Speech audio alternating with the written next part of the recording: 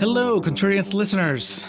Here we are, reaching you from the United States of Dystopia, formerly known as the United States of America, a land where masked men have been empowered by the government to harass, kidnap, and exile immigrants, regardless of their immigration status. A land where the people in power encourage hatred and cruelty toward minorities. A land where a normal person, a person with empathy, a person with basic human decency, can feel overwhelmed by all the bullshit the current administration keeps throwing at us. So that's why we're here. That's what we're doing with these special episodes. We're here to tell you, no, you're not crazy. It really is that bad. And also to tell you, you're not alone. We're here with you. And maybe, hopefully, make you feel a little better by talking about good movies that are relevant to this nightmare we're living through. So welcome to Fresh Immigrants, Rotten Fascists, a new Contrarian series. Today, we're going to be talking about The Visitor.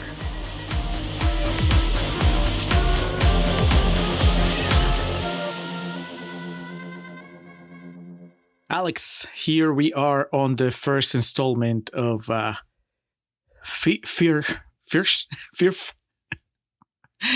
It's not going to happen. I don't think it's going to work, man. We just got to go with the full title. The first installment of Fresh Immigrants, Rotten Fascists. We are this is just like a bonus episode that we do on the Patreon. I think it's going to be that type of conversation.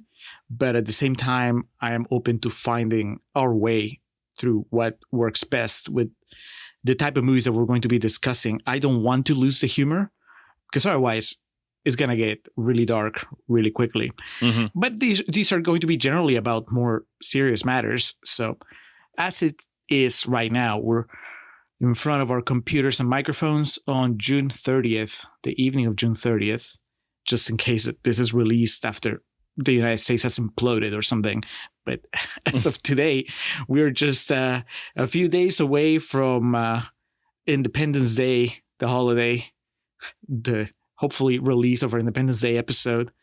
And I don't know, there's going to be fireworks and all that stuff. If you're like Alex and I, you're just happy to get the day off work. Correct. Not a whole lot more these days. There's a lot of political strife, social unrest, and all that stuff. And that's why we're here. Yeah, I've talked to you about this. It's not even fun to ironically wear like red, white, and blue shit. Like there was, years ago in my 20s and stuff, that was kind of part of the gimmick of the day. You would buy the most outlandish red, white, and blue garb you could find to wear just for that day. Ironically, of course. But now, nope. Yeah, I remember when I first became a resident, when I first got my green card, I bought a thing that said "Proud to be an American." I think it was like a banner or something as a joke. I was like, because I was like, I'm not a citizen yet. But the joke was that once I became a citizen, I was going to display it somewhere. And then I became a citizen and I was like, I'm too old for this. I'm not going to do it. Yeah. And now, yeah, I wouldn't even think about it because it would convey the wrong message, I think, to the wrong people. Yeah, unless it's a Cody Rhodes. I have my Cody Rhodes hat that has the American flag on it, but that's about it. I had this shirt for this wrestler named Claudio Castagnoli. He used to wrestle in the WWE as Cesaro, and he's a Swiss gentleman, handsome son of a bitch, and he won the United States This is like 2013, somewhere in there. He won the United States Championship and then became very sarcastically patriotic about America.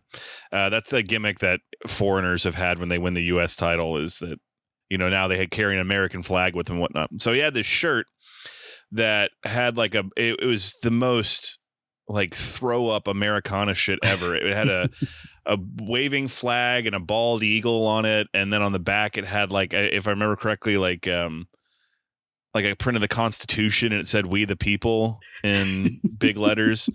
And that it's a really comfortable shirt. It was like a good pajama shirt, and it was one I'd wear on Saturdays running errands and stuff. And I just, in force of habit, a couple years ago, wore it out, and definitely the wrong kind of person looked at me and nodded in approval. Yeah. And I was like, oh no. Sorry, Claudio, I can't wear this anymore. So it's been retired with some of my wrestling tees from my youth. So. But yeah, to the point of all of this, that and the film we're talking about ends pretty much. It's one of the last shots of the movie is where you see the American flag, and Man, we've talked about this a lot leading into recent happenings. I'm thinking of our Saving Private Ryan episode and talking about how different what the flag represents now being so different, and it seems like even since then it's gotten worse. Yes. So I always try to put myself in perspective, and allow for the possibility that it's always been that bad. It's only that now, because of social media and just everything being so easily amplified. It's a very fair point. It was like, well, now more people can be aware of how bad it is faster.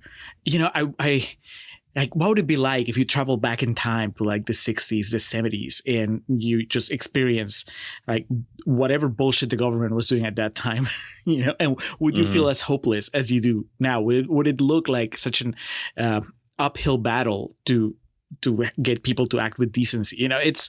There's no way of really answering it. Yeah, and it needs to be called out because, Julio, you're going to offer a legitimate perspective of being that of an immigrant and also a minority, which should call out right away. That's obviously the privilege that I have being a white man, watching this movie. But to your point, it's, minorities, women, you'll often find them say, it's always been like this. It's just now all of it's on camera. Right.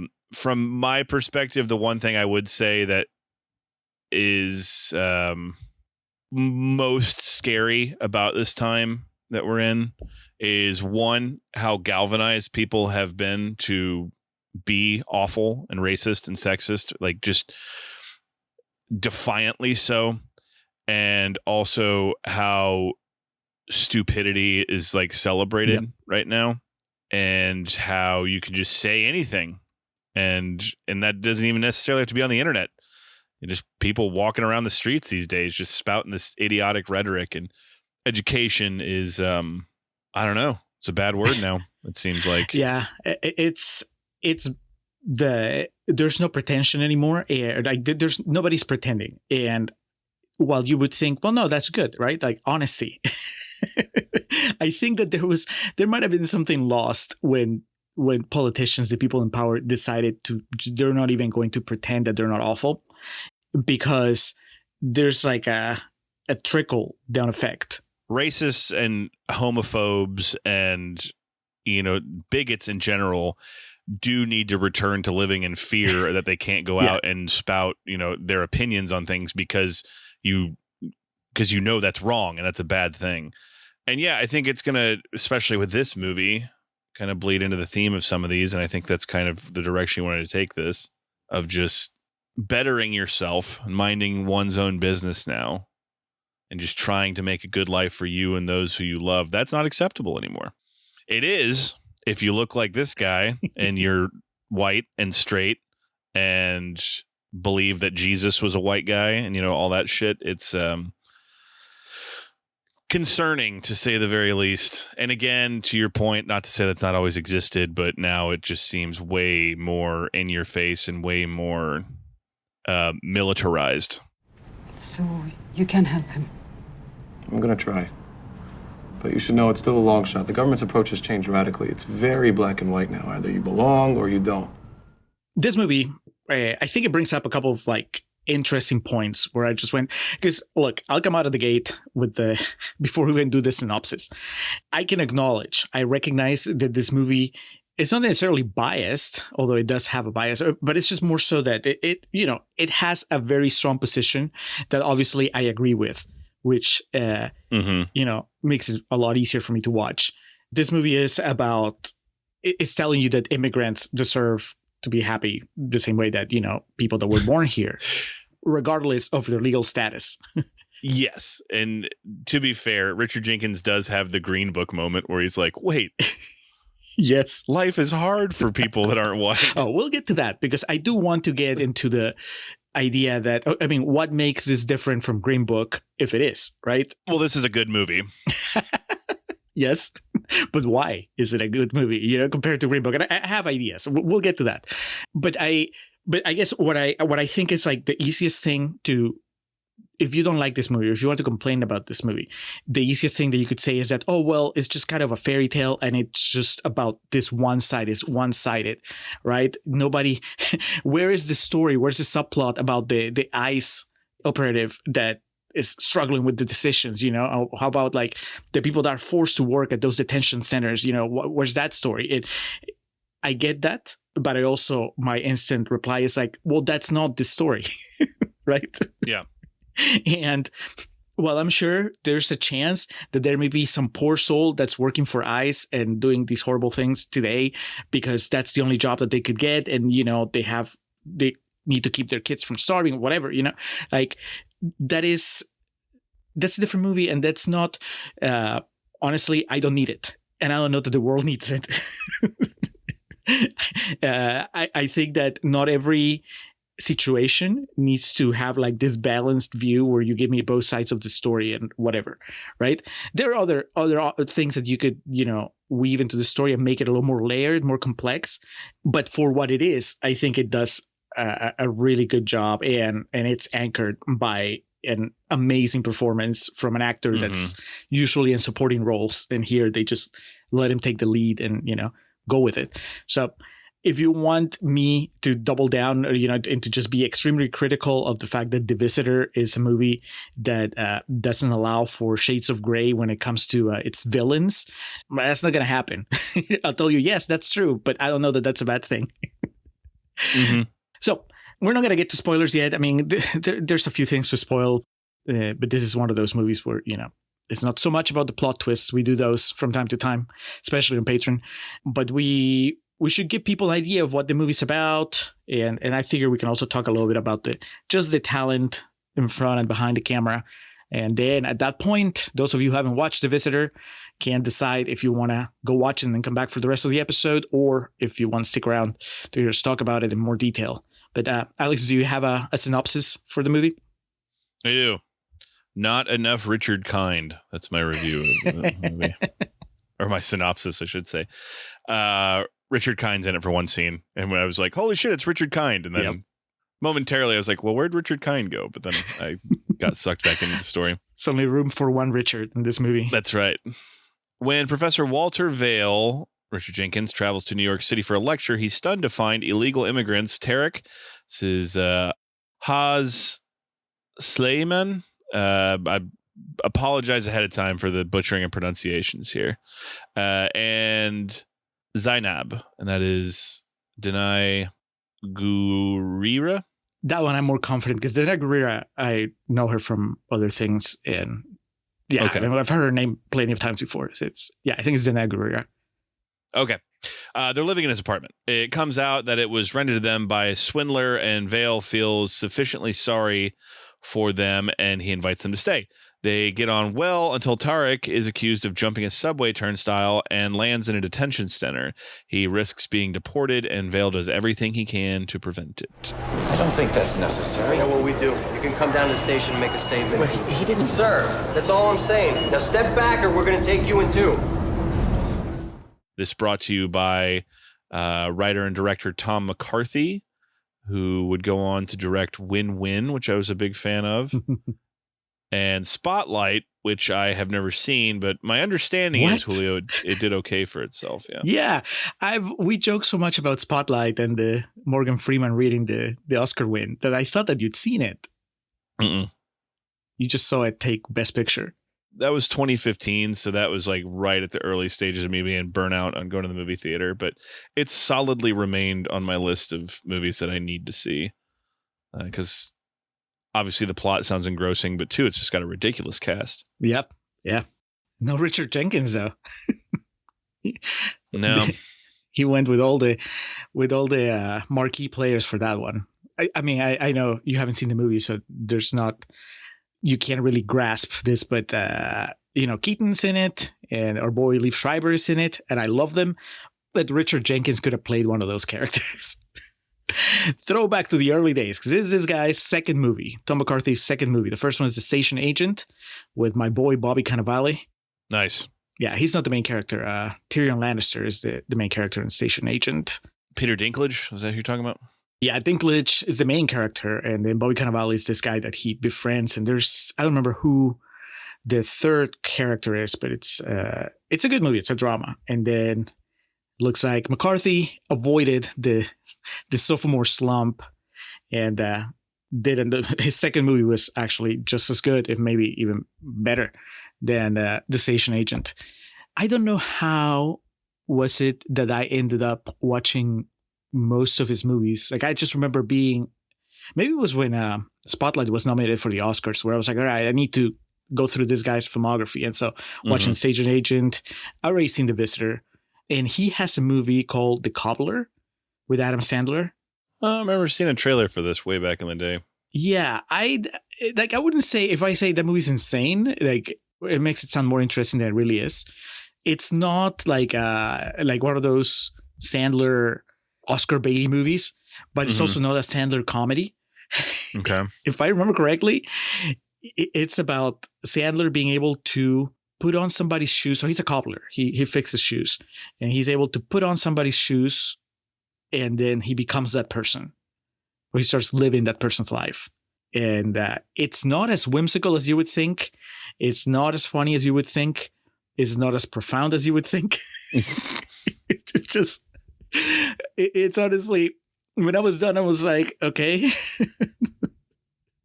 I think out of all the movies about Tom McCarthy's that I've seen, that was the one where I don't need to watch this ever again. He also he has a story by credit for Up, which, if you've never seen Up, it's a pretty good movie. He'll make you cry. But again, story by, that means he was probably drunk and was just like, you should do. Some old guy just gets a bunch of balloons, right, and ties them to his chimney and takes off. No. He was really drunk and crying. He was having a really bad night, and he heard the pitch for Up and was like, that's bullshit. You need to start the first 10 minutes of the movie.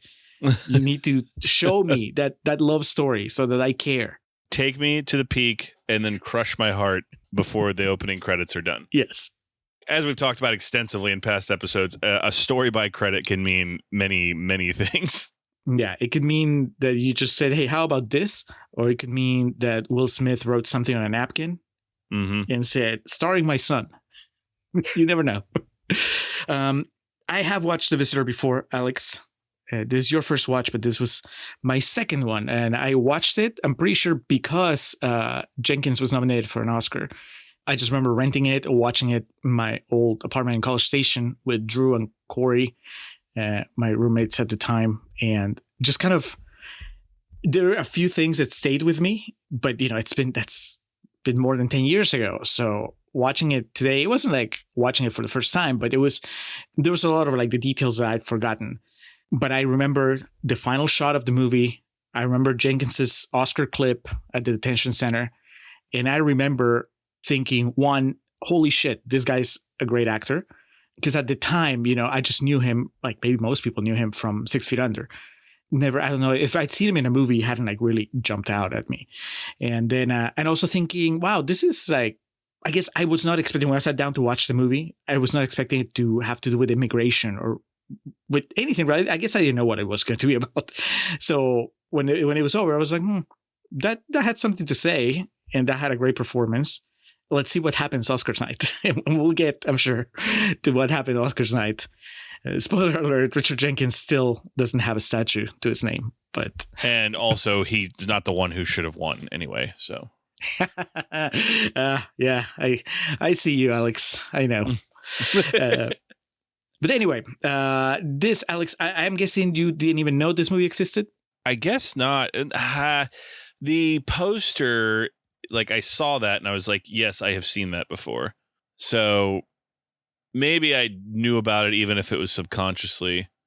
Of course, that poster is just every paint by numbers awards bait film. Not to say this is awards bait film, but you see a poster like this with like the different festival accolades on it. Yep. A little bit out of focus. You got some of the pictures of the smiling characters in it. Yeah. It's, yeah, I feel like I had heard about it. Maybe that's it. Maybe it's from watching the Oscars in 2009 and having it buried in my subconscious since then. But no, I had not seen it. Yeah, you saw all 5 nominees. 4 of them were major Hollywood superstars. And the other one was like, who is this guy? Who is this Richard Jenkins? Did you know him from anything? Yeah, Step Brothers came out in 2008. Ah, yeah, there you go. That was Burn After Reading. Is that 09? 07. 07. Okay, so that was, because he's pretty funny in that one. Wait, that was also 08. I'm sorry. It wasn't 07. Okay, so he had a big 08. Critically and monetarily, yes, sir. Yes. Yeah. Well, he was the dad in 6 Feet Under. That's, I think that most of America knew him from that. I mean, me assuming that most of America watched 6 Feet Under, which I don't know. I don't know if that was the case, but it made it to 5 seasons. So some people were watching. I don't know how familiar you're with 6 Feet Under, but Richard Jenkins is not alive in the show. The show starts with, he owns a funeral home, and the show starts with his death. He gets hit by a car. He's driving his hearse and he gets T-boned and dies. And so the show is about his sons, his 2 sons, his widow, and a couple other characters having to run the business now that he's dead. But Richard Jenkins shows up throughout the entire run of the show because the people that loved him, the people that knew him, imagined themselves having conversations with him. And sometimes they're not friendly. He was kind of an asshole in real life. And so when they see this sort of ghost of him, he can be pretty sarcastic, but sometimes he's also lovely. It's a very fun performance, a very fun character, because he's not playing a real person in a way. He's playing what other people think he was, or think of him. And so he's kind of a scene stealer in 6 Feet Under. And like I said, that show went on for 5 years, for 5 seasons. And so I think that to a lot of people, maybe even until today, he's the dad from 6 Feet Under. You hang on to your pain like it means something, like it's worth something. Well, let me tell you, it's not worth shit. Let it go. Infinite possibilities, and all he can do is whine. To give proper credit, the first thing I would have ever seen him in was Stealing Harvard with Tom Green and Jason Lee. Are you familiar with that movie? Only because you've told me about it. Is he like a principal? He's a judge, and I can't remember why, but there's like a situation in which the Tom Green and Jason Lee have to like break into his house to get something or some shit. The main thing I remember is he's like crazy, and his wife died or left him or something. And so at gunpoint, he makes Jason Lee put on a wig and one of her old dresses and cuddle with him. And, it's classy stuff. Yeah. It's much more dignified than I'm making it sound right now. But yeah, Stealing Harvard, the end of Tom Green as a A-lister. He got top billing in that movie. I'm looking at the poster for it right now. Anyway, Jason Lee, I gasped. But Richard Jenkins, obviously, after his 2008, has been just ubiquitous with mainstream cinema. So you have to try not to see something with him in it. Yeah, I saw somewhere that he was 60 when he made this movie, which that means that he's in his 70s now. And I thought that he was younger. His best performance was still ahead of him. Shape of Water? Bone Tomahawk, baby. Oh my God. I was like, we've talked about Jenkins before. Always exclusively about, in relation to Bone Tomahawk. But yes, you're right. He's great. It definitely wasn't before The Visitor, but I think after The Visitor, Corey, Drew, and I, we started calling him the Jenk. And so whenever we saw him in the movie, it was like, hey, did you see the Jenk? Did you see the Jenkins in this and that? He was nominated. I just remember, I'm pretty sure he was nominated for Shape of Water for Best Supporting Actor. So it's been twice that he's being at bat and not one. But yes, great actor. Very good in this. Very, very sad sack who just tries to do nice things. And it's not like they backfire on him or anything, but he just kind of, he seems like a hardened man who his life experiences have kind of made him bitter, but he's just trying to do the right thing, Yes. What struck me after watching it was that, because this could be the story, it isn't, but it could be the story of a racist man that by the end of the movie is no longer racist. See Green Book. Yeah. But it's not that. This is something that might be a little more common, or maybe a little more common in our circles, right? Because we, like you and I and the people that were around, like, we are unlikely to run into somebody that wears a MAGA hat and says, I hate immigrants, or whatever. But we might run into somebody who's kind of apathetic about the whole thing, right? They're just kind of like living their lives, and because they're not directly affected, like Richard Jenkins here, right? Like, he's a professor, he has tenure, he's writing a book, he leads a pretty monotone life, but he has the luxury of living that life. And suddenly, by one of those strokes of fortune or misfortune, right, he finds himself in a position where he has to confront something else that's happening in the world, that suddenly he can't ignore because it's right there on his front step. So just the idea that there's a little bit of an awakening, and the overall is like he awakens to life, right? He was kind of like dead inside at the beginning of the movie, and then this kind of wakes him up to where he ends up at the end of the movie. But also, I think there's just like the awareness and I think the realization, maybe even the loss of innocence of, oh, this is the country I live in. Before what happens in this movie, he's just unaware of it, doesn't really think about it. Probably, if he catches the news, it's like, okay, well, that's happening, but it's not really happening. And then he has to face it. And that's to portray a character that goes through that can go badly in a movie that's trying to be kind of toned down, like this movie, right? Like I said, he gets a couple of Oscar clips, and only one of them is just him having an outburst, and they're just like perfectly toned. Like he doesn't go any bigger than he needs to, but he gives you everything he needs to give you in those scenes. I've been teaching the same course for 20 years, and it doesn't mean anything to me. None of it does. I pretend. We can stop praising Richard Jenkins' performance for a minute, just because I want to mention that the two immigrants in this story, the first of many we're gonna meet in this journey we're going on, Alex. But here, Danai Gurira is kind of like a big deal now. I think this is her film debut. A few years later, I don't know how many years later, but she became one of the main characters in The Walking Dead, and like a fan favorite, portraying somebody that in the comics was a fan favorite already. And then when they brought her to the show, everybody is Michonne, with her swords, and she's a badass. And that was, I think, what made her a household name as far as Hollywood. And then, Alex, because she needed to go even bigger, I'll have you know that she is part of the MCU. And you've actually seen her because you watched the first Black Panther. And she is, I guess she's the chief of security of Black Panther in the first movie. She's like she's not chief of security, but she's like the leader of the women warriors that are his task force. And sure.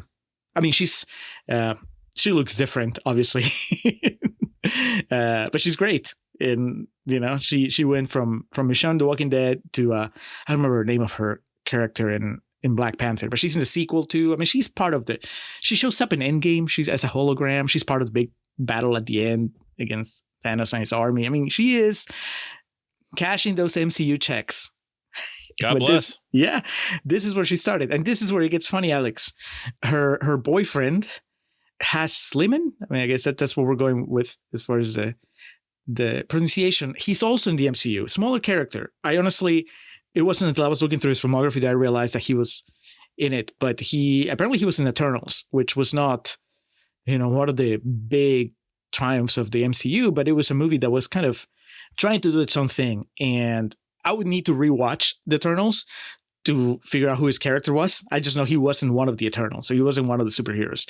But now, whenever I get around to watch the Eternals again, I'm going to be looking for his character, because here in this movie, I think he's great. Mm-hmm. And let's use that as transition to talking about those two characters here. The ones played by Danai Gurira and Has Lehman. Tarek and Zainab, they are very different, but I recognized very specific qualities or behaviors just from stuff that I felt and stuff that I've seen people go through. Just the idea of being kind of a stranger in a strange land while trying to make your way in it. And of course, I'm speaking from my experience and experiences of friends that are immigrants. Doesn't mean that I'm speaking for all immigrants. Mm-hmm. But I think that there's a mixture of what both of them show you here, right? Because Tarek is very eager to please, you could say. Like, some people would see him as overly friendly, which is something that I think that you kind of feel when you're, and I hate it because this is something that some people that are like in favor of policies against immigrants. Like they'll trot out the whole like, well, they're a guest in this country, so blah blah blah. And Yeah. but it is that a little bit, right? Like you feel like you're a guest. You want to be grateful to the people that have taken you in. This country is taking you in, so you go out of your way to be friendly, to invite Richard Jenkins to your show and to make sure that he knows that you're very thankful for whatever he's done for you. Let you crash in this apartment, whatever, right? But on the other hand, you have the character of Zainab, and that's the other side of being an immigrant, because you're not in your space, you're not in your land, and you're hoping that it can become that, but that makes you very vulnerable. And so she has such a reluctance to connect with Jenkins, with anybody really, that's not part of that community. And I totally get it. It's like, he's a white dude that could get him in trouble at any moment. He has all the power. He has all the cards. So they're in pretty shaky ground. And that is, when the movie first starts, you don't know that they're not there legally. Did you assume that they were there illegally, or because I've forgotten? Not right off the bat, but the concern of if they called the cops, or if Richard Jenkins called the cops or anything like that, I kind of inferred that was that's like where the germ of the thought came in, and then eventually, it didn't take too long for that to be confirmed. That's just kind of the story here. So what I had forgotten was that we didn't know that they were illegal from the beginning. I honestly couldn't tell you the first time I watched it. If I'd also make that assumption just based on how they were behaving or whatever. But either way, they were staying, when we first meet them, they're staying at someone's apartment that they actually don't have the right to be in. So even if they were legal, they're kind of like at a disadvantage there. So I really enjoy that. And, when you watch them, you're like, all right, well, you're going to see the arc probably of Zainab softening up, befriending Richard Jenkins, and doesn't quite happen. I mean, she obviously becomes a little warmer towards him, but not completely. They don't become bros. No. Maybe, if things hadn't changed so dramatically halfway through the movie, maybe there's a future where they're all hanging out and they're completely relaxed around each other. But there's just, I think, the initial awkwardness of just interacting with a stranger, and then that is intensified by the power dynamic of, well, there's the stranger that kind of holds all the cards and then the strangers that are more vulnerable and more unfamiliar with the terrain, so to speak. So I really like them. I think that they're great. And I think something else you could accuse the movie of is making the character of Tarek too much of a good person. You went on the ferry? Yes. No. My mother too? She liked it. You know that they don't even have an outside space here. They just have a room with its roof cut out. Really? Some crazy stuff, man. I was thinking about it when I was watching. I was like, this kid is just so nice and so full of life. And because I knew where this was all headed, I'm like, it's just, I get it. It's because we have to care. If he was an asshole, we'd probably care a lot less, and the movie would be a little more challenging, right? Like if he was not such a great guy, how do we feel when bad things happen to him? And can we still find the humanity to really to care, right? To demand fairness in his treatment and all that stuff. Like that's the trick that right now the current administration is doing, right? They're telling you, well, no, they're all terrorists, they're gang members, so they deserve to be murderers. Exactly. They're murderers, they're rapists, so we need to just kick them out of the country as quickly as possible. And so this is like the extreme. It's telling you, well, it can also happen to a person that is the complete opposite of that. Somebody that's just really good and wants to play his drums and have a family and so on. I mean, I don't know. Did it bother you at any point where you're just like, okay, you're too good to be true? Oh, I mean, it's a movie, Julio. That's Yes. I think for any issues I could have with how pleasant the character of Tarek is, I will just say now, we'll get into spoiler territory now. Okay. Well, before we go into spoilers, I recommend it. Yeah. You too. Okay. And now it is decided. Yeah.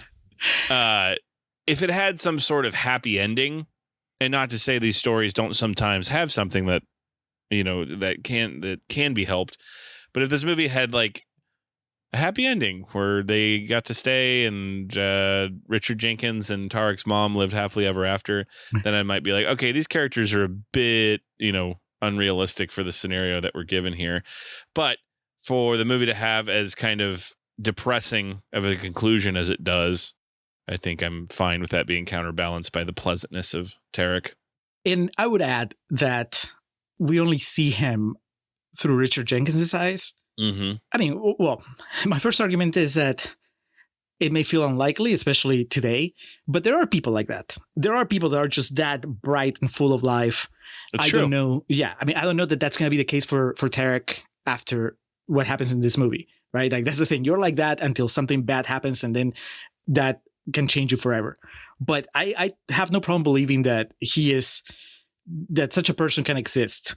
And then the other thing is that we're seeing how he presents himself to Richard Jenkins, and that is basically the persona that he's putting on, especially because he's an artist. So I would also say, well, you don't know what it's like when it's just him and Zainab, and he gets to share his darkest secrets and his fears and all that stuff, right? We just see him the way that he's behaving in front of the American citizen that's allowing him to live in his apartment. And so I think there's a mixture of both things, right? With Jenkins, we get more of a full picture because it's his movie. And then with them, we just get to see him through his eyes. So it's a little different. But again, I would say that is something that you could say as a criticism of the movie. And I would say, yeah, but it doesn't bother me. Yeah. How do you like his music? The drumming? It's rhythmic. I was getting into it. I fucking love the scene where he's in the detention center and they practice together. Yeah. Don't worry, they can't arrest you. At least not yet. Come on.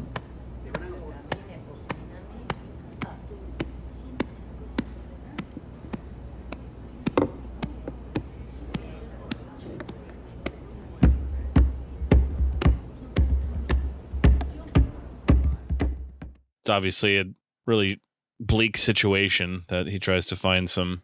I mean, that's the evolution of Tarek's character. The first few times we see him in the detention center, he's still optimistic, but then we can see towards the end that he's broken by the whole process. And bleak is the word to describe the situation he finds himself in.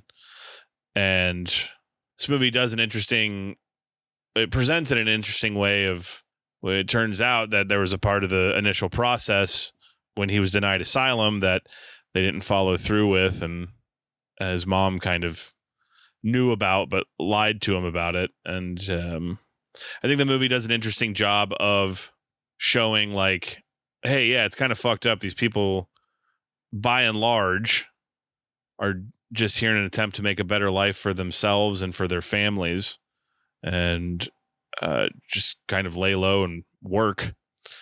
But also it shows, like, that there is like a due process for some of it. Mm-hmm. I think it does that while still vilifying, which is fine. I'm not going to really care for who the bad guys are. I'm not going to stick up for who the bad guys are in this movie.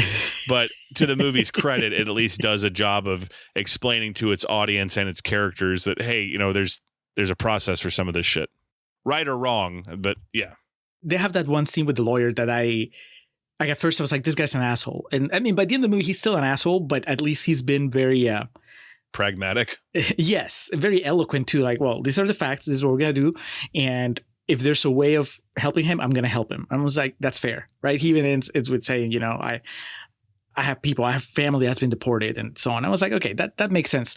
The thing that my biggest takeaway, I think, watching it now, that I don't think I quite picked up on the first time I watched it all those years ago, was just the biggest idea, I think, behind this movie is that acknowledgement that, yes, they are here illegally, and they basically, you can say, well, it's their fault, right? They're in this position because they did not do that last thing, or they were denied asylum. So at that point, they should have either left or basically done whatever the next step was. But instead, Tarek's mom decided to ignore that notice. And then what she says is, well, nobody seemed to care. Mm-hmm. Right? Like, everybody told me, don't worry about it. Because, and that has to be in truth at some point, especially when you see how quickly the attitudes towards immigrants can change in this country. I had forgotten completely that this was basically what you would call a post 9/11 movie. Mm-hmm. And the fact that they, I mean, very accurately keep coming back to 9/11, bringing it up as something that was a turning point in America's relationship with immigrants. And so, yes, before 9/11, maybe it wasn't that big of a deal if you were here illegally, if you're an immigrant that was here illegally, because you could still work and not really worry that much and so on. And yes, you were breaking the law, but America was this country that was very welcoming of immigrants. And so I'm not going to say it tricked people into coming here, but I think that they came here, they came to a country that then became something else post 9/11.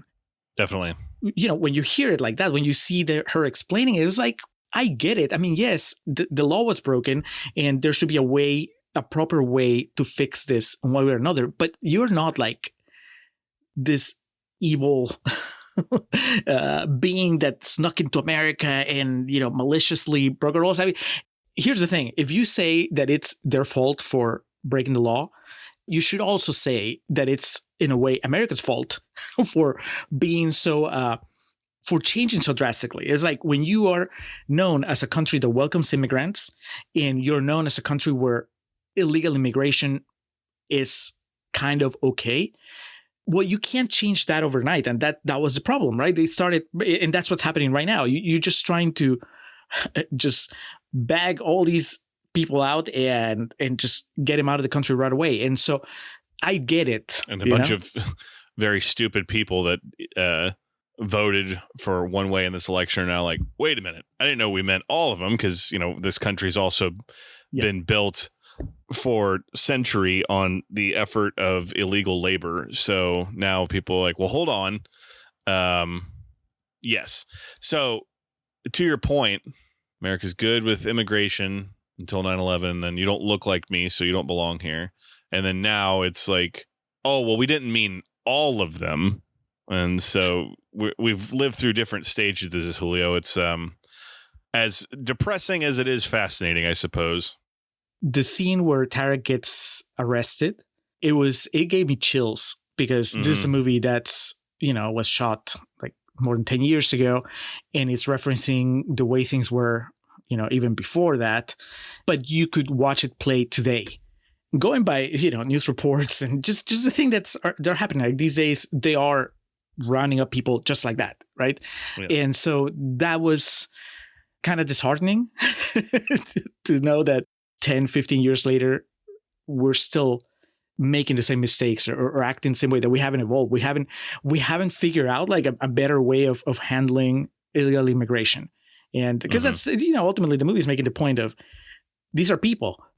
And so, sure, it makes it easier for the people in power, for the people that benefit from this, to paint them as this infraction that needs to be fixed. But the truth is, you have a human being that has a life here. And when you treat them this way, you put them through this process, you're destroying that life. And I think that the movie depicts that very accurately. I mean, that's it, right? Like, Tarek is deported at the end. So he's sent back to Syria. He's never going to be able to come back. And Zeynep can't follow him. I guess there's a chance that she could somehow go back. But even if she goes to Syria, that means that everything they built in the States is gone, because they can't come back. And again, I know that there are people that will tell you, well, serves them right. They shouldn't have come in the first place if they were not going to be here legally. I just can't. And I think that I'm surrounded mostly by people that also would see that as a problem. I was like, it can't be that way, right? Yeah. If there are people that are living here, you know, making an honest living, then you have to offer a path for them to become, you know, to fix things. That might be a little more work overall for the government, for the country, but I think that they would benefit the country also a lot more. Because for one, you wouldn't be celebrating hatred, right? And just, I get why they do it, right? It's so easy to just blame it on illegal immigrants and then tell people that you're fixing things because you're deporting them. But it's, you know, it's a lot more complex than that. So it was kind of eye-opening watching that and hearing Tarek's mom explain what had happened, and me thinking, yeah, I mean, it makes perfect sense to me. And I wonder how something like this would play with people that are very much against illegal immigration and maybe immigration overall, right? Like, can you find like the humanity in what's happening, and just the idea that, you know, these people come here not because they want to steal your shit. You know, they come here because they just want to build a better life. I mean, both of them, Zeynep and Tarek, were refugees. I'm assuming his mom was too. right? Like these are people that are just trying to find a better situation than what they did before. It's not, again, it's not like this insidious plot to overthrow America and turn it into their country or whatever, you know? It's literally like a premise of an episode of South Park. Cartman thinks that's why immigrants are here. Really? Yeah. And of course, that's 10, 15 years old also. Yeah. Some things, sadly, don't change. I'd like to go there to Queens. Okay. But Mrs. Cleo, the lawyer meant... I just don't think it's possible for you... Mr. Vell, I know I cannot visit Tarek. I just want to see the place where they're holding him. Backing off from the political side for a little bit, Alex, since we've been bringing her up a little bit, Muna, the character of Muna, played by Hiem Abbas, who I don't know from anything, I think, but she's really good in this. Yeah, I don't either, but I agree. She's good, and her and Jenkins have quite great chemistry with one another. All right. So tell me, Alex, how do you feel about that subplot? Because you don't need them to have a romance, but they kind of do. Kind of. That could have killed some things. I mean, at the end, it seems obvious when she goes back that he could have seen like a future with her, but it's just unfortunate the way the cards are played. Because they even, they have a pretty tender embrace there when they part. I feel it could have been a misstep of the movie if they did lacquer that on a bit too thick, like the romance with the two of them. So I appreciate the grown-up nature of their interactions and their, I guess, would-be relationship. Yeah, it's funny because I had forgotten completely about that part of the story.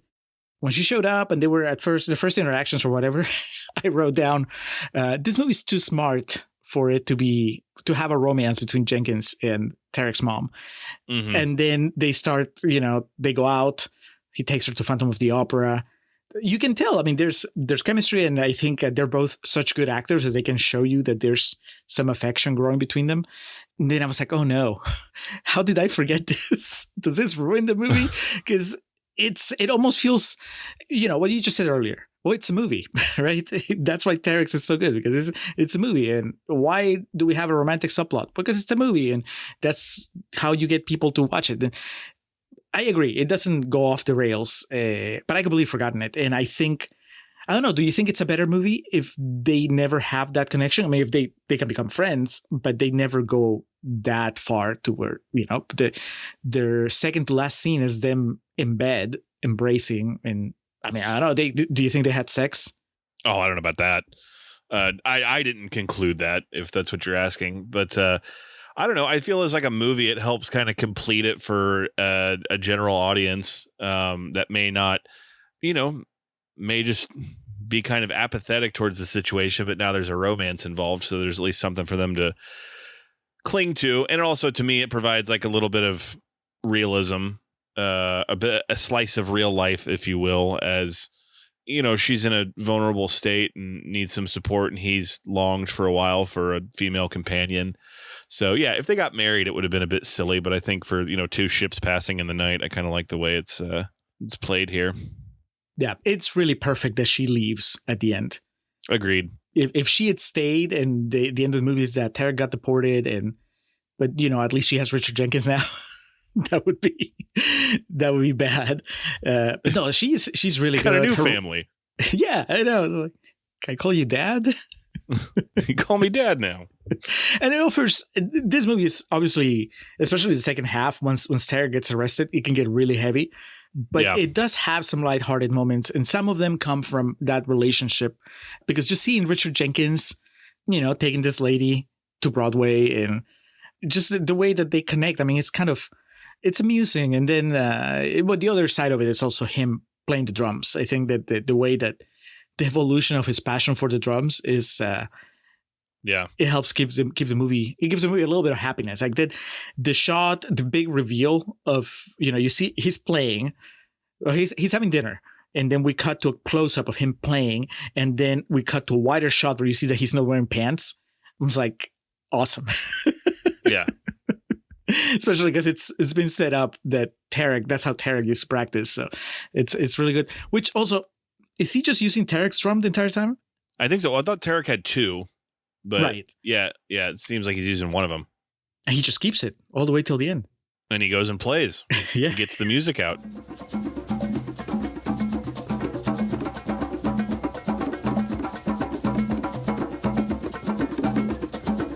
It doesn't bother me at all. I think it's wonderful. It's very heartwarming to see how they bond over the music and how he kind of gets Jenkins out of his shell with these performances.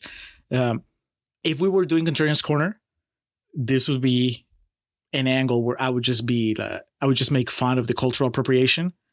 There is that shot that's hilarious, but in a nice way, where the first time that Tarek convinces Jenkins to play with a group of people, and it's just like all minorities playing, and then there's the one white dude that's Jenkins playing with them, and he's having a great time in his suit. Yeah. I think it's fine. I don't know. Obviously, this movie has bigger things on its mind, but even at the end, right? It's just he's just playing by himself, while he's playing another man's instrument, another man's music in a way, because there's always something that offends someone. It's always someone that's going to be offended by something. I can see somebody say like, "Oh, well, that he just." Like I said, cultural appropriation. And I would say, well, he kind of got permission from Tarek. Tarek welcomed him into the club. I think it's great. Yeah, I think it is. There is a little bit of whitewashing to it, or it's a movie that maybe the edges are a bit soft with the subject matter we're dealing with. But I would also say that it'd be a pretty good fucking entry level movie for people that feel like we've used the word apathetic or kind of unfamiliar with how all this shit works. And I guarantee in 2007, 8, when this movie came out, there was a good amount of people that saw this and were like, I never thought of it that way, or some shit. You know what I mean? Because it is, the story and the characters are pretty accessible because they are, they're movie characters. They're not necessarily real people. Does that make sense? Yes. Yeah. I think it works. I guess there is one part too I wanted to call out briefly of, you've told me about this before, so it's something that obviously I haven't lived through firsthand, but it's something that I have experience with from my friend. White folks unknowingly talking down to minorities or immigrants. That scene where that white woman buys that bracelet. Yes. And it is shocking. Boomers and white folks in general just have no concept of geography anywhere in the world but the United States. And sometimes, especially if they're in Texas, not even outside of the state they live in. But just like in that scene where she's like, you're from there? Well, I visited here last year. And she says it's something like, it's 5,000 miles away or some shit. And so, and just the way she talks to her about, your culture's so pretty and stuff like that. And it's, like, again, it's not something I'm really qualified to speak on, but it's something that I've heard from you and some of my other friends who are minorities, that it is a very bad habit that white people have in that regard, especially, like I said, boomers and older folks of just kind of thinking like your shit's a novelty. Yeah, there you go. So that's bringing it back to the drumming. Like, it's not a novelty for Jenkins. He really gets into it. And for him, he rediscovers a part of himself, I think, by learning to play the drums. And it also becomes a way that he connects with this guy. He becomes his friend. It's a thing that they shared. So I think that part of it is that he does it to honor Tarek. Part of it is that he does it to honor himself. And that final shot of him playing at the subway or at the subway station is that I remember feeling it the first time I watched it. And I remember feeling it when I watched it this time. It's just, he's doing it as much for him as he does it for his friend that's no longer there and can't do it. Right? His friend didn't get to do it, but that's what his friend wanted to do. So he'll do it. And I think it's great. I think it works in a movie. Now, if you, Alex, or I, or whatever, we're walking down 6th Street, and there's a bunch of people playing drums, and it's just, all minorities, and there's the one white guy, the one Richard Jenkins, playing with them. Do you roll your eyes? Well, if it's Richard Jenkins, no. But, I don't know. Sometimes, Julio, you have to consider the perspective of the white man, You never know. Well, that's the thing. The perspective of the white man, and that would be like the last thing that I would bring up as a potential problem or negative thing in the movie. I don't find it a problem, because much like with the other things I was saying, well, I would just say that's not the movie that they're making. But I was browsing through Rotten Tomatoes. I mean, this movie is fresh, it's like 84%, I think. But some of the rotten quotes would point out that, oh, well, it's a story about immigration, but it's really about Richard Jenkins. So they still made the movie about the white guy. And I think that kind of goes back to what you were saying a little bit ago. It's like, well, you have to, for some audiences, you have to give them an entry point. And unfortunately, Richard Jenkins may not be like an A-lister. And in our hearts, he is, but, you know, not box office wise. But still, right? If you're making a movie for like the white audience, it makes it a little easier if you do it from the point of view of the white dude. And not in an insulting way. Right. See Green Book. Exactly. Yes. Yeah. And you know, yeah, I said, you know, why is this not Green Book? And I think that, well, this movie is funnier, it's subtler, it's better acted, you know, all that stuff. Shorter too, probably. But also, this movie doesn't magically fix things. And I think that that's one of the biggest problems with Green Book, which I didn't hate the way other people did. But, you know, that's the thing. At the end of that movie, it's like racism in that household is fixed. Yeah. There's nothing. Hey, don't call him that. Yeah. We're good. It's so much easier to take when you get to the end of this one. It was like nothing is fixed because that's just not how these problems work. These problems are very complex and very difficult to solve. And unfortunately, when you make a movie that makes it look like it's just very easy to fix them, then people start believing that. And then when you try to tell them this is some real shit that's going to take years of hard work to take care of, they just think that you're being overly dramatic. Because you're like, no, Viggo Mortensen went on a road trip and then it was okay. So, yes, I agree. This is a better movie than Green Book. Someday, and maybe it already exists. I mean, I'm sure it already exists. You know, in fact, I know it exists. There's in our lineup, Alex, we have Minari, which is an immigration story that is from the point of view of the immigrants. Stephen Yeun returning to the Contrarians. It's not the next episode, but you know, it coming up later. So there are movies that are from the point of view of the immigrants. You need both. You know, Stephen Yeun, speaking of The Walking Dead, after The Walking Dead, I think that he was just enough of a name that you could center a movie around him. We'll talk about that when we get to Minari. But in this case, Richard Jenkins, here you go, playing the white man that's gonna learn to care a little bit more. You can't just take people away like that. Do you hear me? He was a good man, a good person. It's not fair. So, yeah, in closing, Richard Jenkins was nominated for Best Actor at the 2009 Academy Awards. Oh, the year that everything changed. Yes. That was the ceremony that changed the way that show is fucking presented. That's the year Robert Downey Jr. got nominated for Best Supporting Actor for Tropic Thunder. So God bless. Richard Jenkins lost out, of course, to Sean Penn for Milk. He was nominated alongside Frank Langella for Frost Nixon. There you go, Julio. Brad Pitt for The Curious Case of Benjamin Button.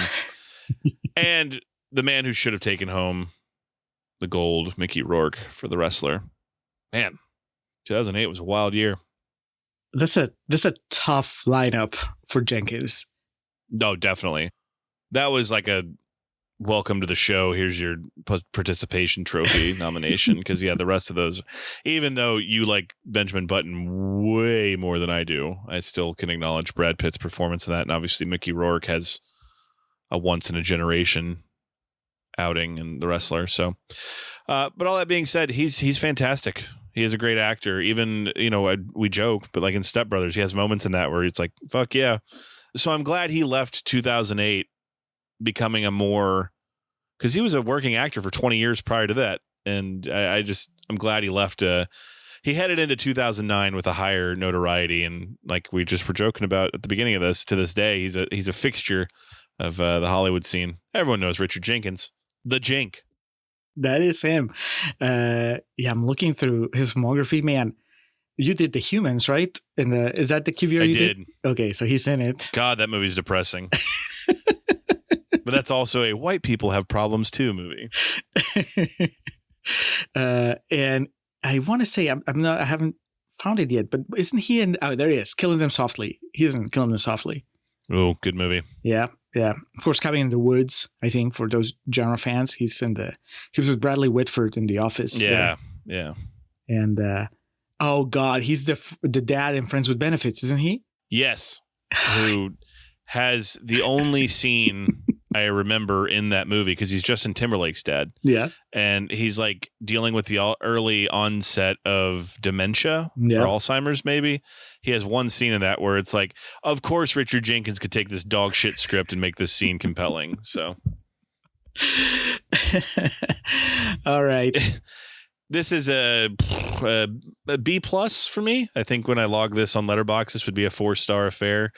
An easy movie to recommend, not necessarily it's an easy viewing, especially if you have like a conscience or a functioning soul. But it's not long, and while it's not necessarily, it may not be like the gritty portrayal of this or the vilification that you desire in a movie, warranted or not, but it's a good entry level point, and some of the Hollywoodification of the story here, I think, makes it way more accessible and would make it way more enjoyable. Well, it clearly did for a wider audience. I agree with that. I have it at 4 stars. That's my score, and also I have a similar, not even reservations, but I would, if I had to explain why it isn't 5 stars, is it because, it would be 5 stars. It was a little more complex. I like it the way it is. I appreciate what it's doing, the way it's doing.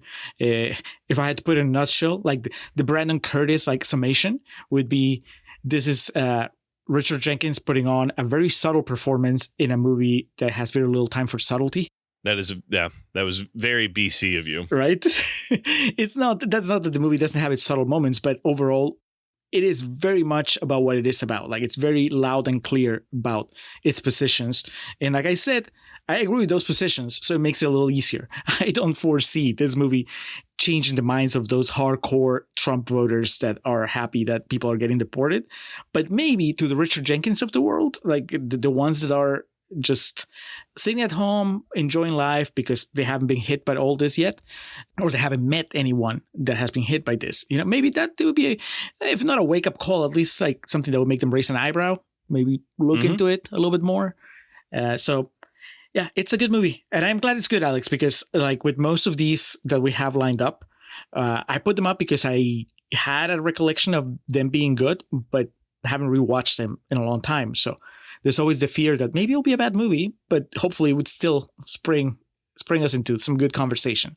So thankfully this is both good movie and good conversation. But I think that's going to be it for the first installment of Fresh Immigrants, Rotten Fascists. Those of you listening, hit us up with your favorite Richard Jenkins performance.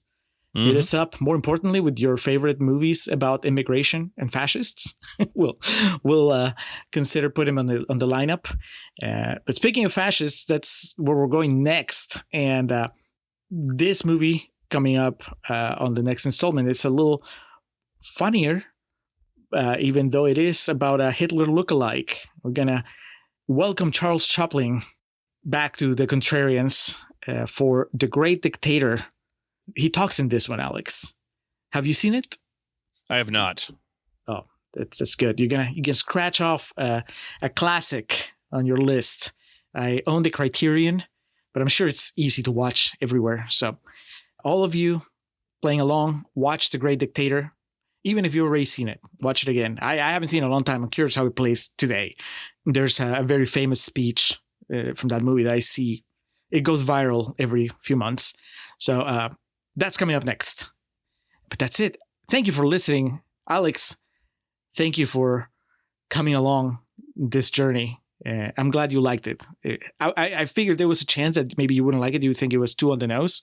And then we were going to have a little bit more of a contentious conversation. But I think it's a good start to this series. I do as well. And yeah, I'm happy to be along for the ride with this and looking forward to where it takes us. All right. Thank you, Contrarians listeners, and we'll talk to you again soon. Take care.